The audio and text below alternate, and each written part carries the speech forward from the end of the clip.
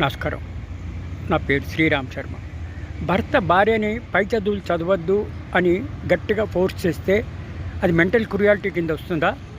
ఇదే విషయాన్ని మధ్యప్రదేశ్ హైకోర్టు నివృత్తి ఇచ్చింది. ఇద్దరు జడ్జిల ధర్మాసనం, జస్టిస్ వివేక్ రుసియా, జస్టిస్ గజేందర్ సింగ్. భార్య చదువుకుంటానంది, పై చదువులు చదువుకుంటాను అంటోంది. దాన్ని రిఫ్యూజ్ చేశాడు భర్త.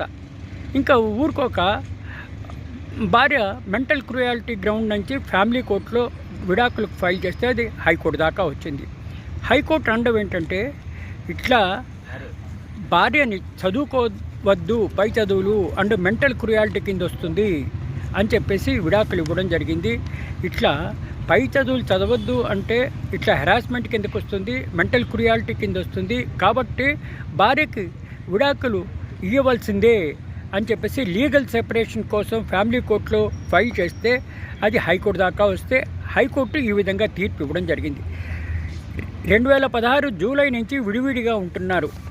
ఆ వివాహం విచ్ఛిన్నం అయిపోయింది.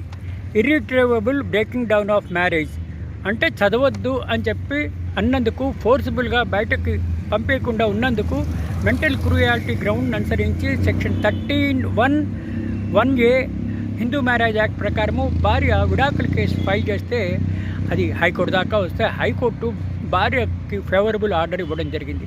ఇట్లా భార్యని పై చదువులు చదవద్దు అనడం మెంటల్ క్రూయాలిటీ కింద వస్తుంది అని చెప్పి విడాకులు మంజూరు చేయడం జరిగింది.